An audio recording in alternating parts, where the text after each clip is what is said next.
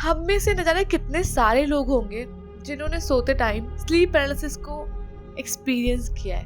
और अधिकतर ये एक डिल्यूजन सा हो जाता है, क्योंकि स्लीप पैरालिसिस के टाइम जो हम देखते हैं, जो महसूस करते हैं, वो कुछ चीज़ें कहती हैं कि नींद बीच में होने की वजह से ऐसा दिखता है, कोई कहता है कि भूत वगैरह होता है इसलिए ऐसा दिखता है। अब सच क्या है और क्यों होता है, ये भी एक बहुत ही रिसर्चेबल टॉपिक है और रिसर्च करना हमारा काम तो है नहीं।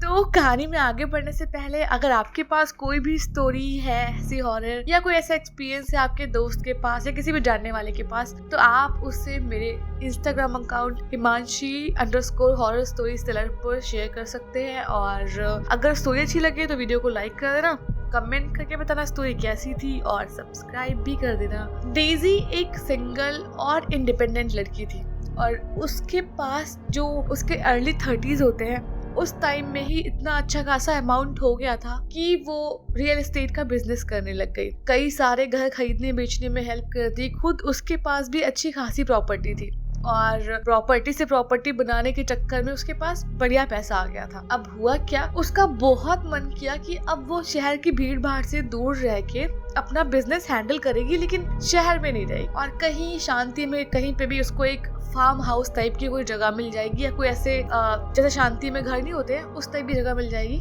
वहां जाके रहेगी। और खुद ही वो ऐसे बिजनेस में थी तो उसका घर मिलना इतना मुश्किल नहीं हुआ। लेकिन जो वो घर था जो कि उसने लेने का फाइनलाइज किया, वो घर हॉन्टेड था। ऐसा लोग बोलते थे कि वो घर हॉन्टेड है और उसको जल्दी से कोई खरीदता भी नहीं था और ना ही कोई रेंट पे लेता था। लेकिन डेजी का कहना ये था कि ये सारी बातें मनगढ़ंत होती है, कोई भी ऐसा भूत प्रेत का चक्कर नहीं होता, ना ही कोई ऐसी आत्मा या कोई चीज होती है। और बड़ी सारी चीजें थी और डेजी का इतना दिमाग इन सब चीजों में जाता नहीं था। उसने सब कुछ जानने के बावजूद एक दूसरे ब्रोकर को पैसा पे किया और जो भी जगह का ओनर था वो बहुत खुश हुआ, क्योंकि सालों साल से ये जगह खाली पड़ी थी, इसको ना कोई खरीदता था ना रेंट पे किसी ने कभी लिया। अब उसके सर पे से ये जो भी घर था वो हट गया और अब ये डेजी के पास आ गया। डेजी उस घर में शिफ्ट हुई और उस घर का व्यू बहुत अच्छा था। मतलब चारों तरफ से वो घर ऐसी शांति में और नेचर से घिरा हुआ था कि क्या ही बताए। मतलब जो पिछला डोर था उसके जस्ट थोड़ा सा आगे जाके एक बहुत अच्छा तालाब था और वो तालाब बहुत खूबसूरत था। उसके ऊपर छोटा सा ब्रिज बना हुआ था, बाहर अच्छा खासा एक लॉन टाइप का था, एक गार्डन जैसा, बहुत अच्छे अच्छे पेड़ लगे थे। साइड में आप देखोगे हल्की सी पहाड़ी दिखती थी, मतलब जहाँ देखो वहाँ ग्रीनरी थी और बहुत सुंदरता थी और शांति तो पूछो ही मत कितनी ज्यादा थी। इस सब के बीच में डेजी ने रहना स्टार्ट किया और शुरू में इस घर में रहना बेहद ही खुशनुमा एक्सपीरियंस था। अब एक रात की बात है, डेजी बहुत ही नेचुरल तरीके से सोते नहीं है बंदे, खिड़की विड़की अपना वैसे मतलब पर्दे खुले हुए, चांदनी हल्की हल्की अंदर आ रही है और गेट वगैरह लॉक है और बड़ा सा घर था खुला खुला टाइप का, तो इतना कुछ वो नहीं था। डेजी ऐसे ही अपने बिस्तर पे एकदम आराम से सोई थी बिना किसी चीज की चिंता किए हुए और उतने में डेजी की आंख खुली और उसकी निगाह जस्ट सामने खिड़की पे गई।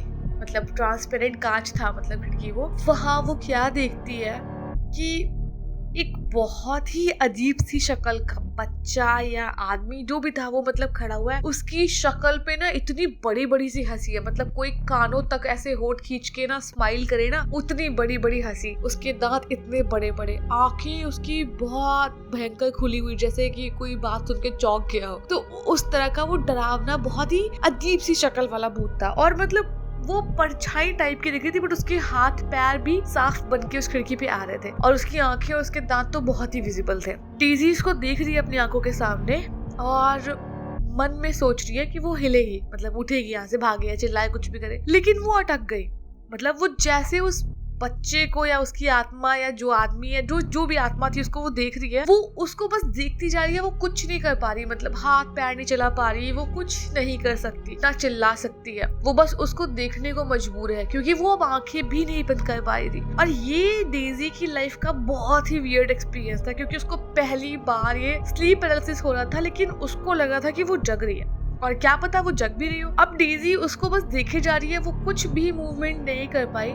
इतने में डेजी क्या देखती है, जो वो आत्मा थी या जो भी वो परछाई थी वो वहां से मुड़ी और उसको साफ सुनाई पड़ रहा है कि वो उसके बेडरूम के साइड कोई चल के उधर से आ रहा है, हॉल के साइड से, और एकदम साफ साफ पैरों की आवाजें। उसकी बेडरूम के गेट तक आने तक की आवाज उसको एकदम साफ साफ सुनाई पड़ी, लेकिन डेजी कुछ भी नहीं कर पा रही थी। ट्रस्ट में, मतलब कुछ भी नहीं तो सच में कुछ भी नहीं, मतलब वो बस सब कुछ लेटे लेटे देख रही थी कि क्या हो रहा है। कुछ भी करने की हालत में वो हो ही नहीं पा रही थी। अब वो देखती है कि सामने जो भी चीज थी उसने उसके बेडरूम का गेट खोला और गेट खोल के वो उसके बेड की तरफ आगे बढ़ने लग गया है। और अब डेजी की प्रेयर्स भगवान के लिए बढ़ती जा रही थी। बस डेजी भगवान से अब बोल रही है कि मतलब जो भी मैंने लाइफ में किया, नहीं माना, जो कुछ भी है, मतलब ठीक है सब साइड कर दो, लेकिन प्लीज इस टाइम मुझे बचा लो। और जो कुछ भी है बहुत डरावना है, मुझे बस ताकत दो कि मैंने शरीर वापस से हिला पाऊँ, मैं उठूं, मैं चिल्ला पाऊँ, मैं कुछ तो रिएक्ट कर पाऊँ इसको देख के। अब एकदम से उसके शरीर में पता नहीं क्या जान सी आई और डेजी एकदम से उठ पड़ी। और जैसे ही वो उठी, सामने जो भी परछाई अभी तक यहाँ खड़ी हुई थी आके उसके बेड के पास तक, वो एकदम से कहीं गायब हो गई। कुछ भी नहीं था वहाँ आसपास। डेजी बहुत बेचैन हो गई, उसको बहुत अजीब लगने लग गया कि क्या हो रहा है ये सब। और जगह शहर से काफी दूर थी, तो यहाँ पे इलेक्ट्रिसिटी की प्रॉब्लम भी बहुत ज्यादा थी। और डेजी बस इस सब बेचैनी में बहुत देर तक पड़ी रही, बहुत सारी टेंशन, बहुत सारी बातें सोचती रही और उसके दिमाग से ये बात निकल ही नहीं थी। उसको जब भी वो आंख बंद करी, उसको लग रहा है वही बंदा फिर से आएगा सामने और फिर से वो उठ नहीं पाएगी। मतलब उसके मन में ऐसा डर बैठ गया। पता नहीं कैसे कैसे करके उसने मैनेज किया सोने का।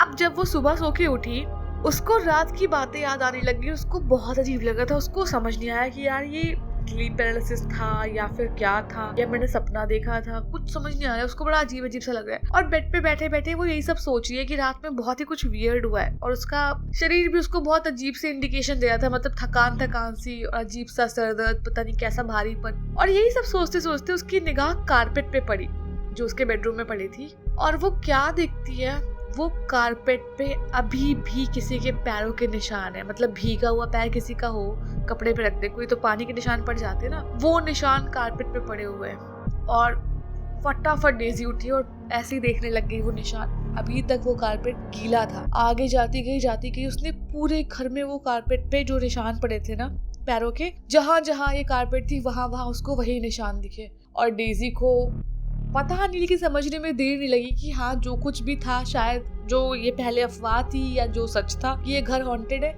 शायद ये घर हॉन्टेड है। और दिन के दिन डेजी अपना सामान लेके दूसरी जगह चली गई रहने। अब उसने अभी भी उस घर के बारे में लेकिन जानने का एक होता है ना, उत्सुकता होती है वो कि क्या हुआ था, क्यों ऐसा हुआ है, घर में क्या प्रॉब्लम है। क्योंकि उसका घर जो था उसको भी बेचना था या रेंट पे देना था, तो उसने आस पड़ोसी से पता करना चाहा कि क्या चीज थी, यहाँ क्या हुआ है और क्यों हॉन्टेड है ये घर। तो लोग बताने लग गए कि बहुत टाइम पहले की बात है, इसी घर में एक बच्चा रहता था जो अपने दोस्तों के साथ इसी बाहर तालाब में, जो अभी उधर साइड बना हुआ है जिसके ऊपर ब्रिज बन गया है, वहां पर खेलने नहाने जाता था गर्मियों के टाइम में। और वो और उसके दोस्त बहुत मजे करते थे। लेकिन एक बार ऐसी बारिश के टाइम में कुछ एक्सीडेंटली ऐसा हुआ कि वो बच्चा गलती से उसका पैर स्लिप होके तालाब के गहरे साइड में चला गया। और जैसे ही वो गहरे साइड में गया, वो वहां से पता नहीं कैसे तैर नहीं पाया और उसका शरीर जो है वो अंदर डूबने लग गया। उसके दोस्त पहले बहुत चिल्लाए उसको बचाने के लिए, बोलते रहे, लेकिन उसका दोस्त जो था वो बाहर नहीं निकल पाया था।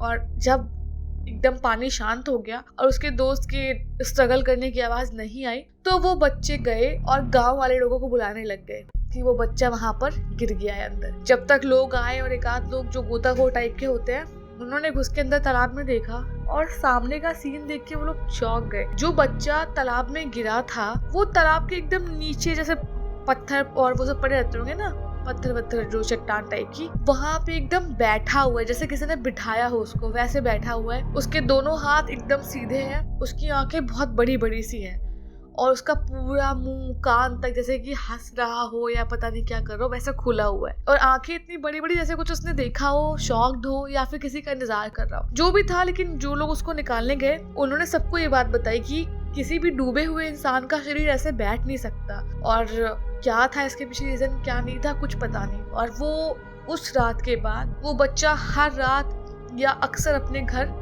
उसी विला में आया जाया कर, और यही वजह है कि डेजी को वो दिखाई दिया। खैर, डेजी को ये कहानी समझ तो आई, बट उसको अभी भी समझ नहीं आ रहा था कि यार क्या कोशिश करूं दोबारा से उस घर में जाने की, क्या पता वो मुझे नहीं मारे या जो भी हो। बट उसकी हिम्मत नहीं हुई वापस से उस घर में जाने की या एक रात और रुकने की। डेजी ने बहुत कोशिश की कि वो घर बिक जाए या कोई रेंट पे ले ले, लेकिन ऐसा नहीं हुआ क्योंकि वो घर पहले से ही वहां पर हॉन्टेड हाउस के नाम से बदनाम था। खैर, इस कहानी से हमें ये शिक्षा मिलती है कि कोई भी काम जल्दबाजी में नहीं करना चाहिए। पैसा हो हमारे पास तो भी 10 बारी सोच के खर्च करना चाहिए यार, क्योंकि एक बार आपने पैसा खर्च किया वो वापस नहीं आना है। तो जहाँ भी इन्वेस्ट करना है, जो भी करना है, अच्छे से करना है, क्योंकि पैसा बहुत मेहनत से आता है। और यार तो अच्छी लगी हो तो लाइक कर देना, कमेंट कर देना और सब्सक्राइब भी कर देना।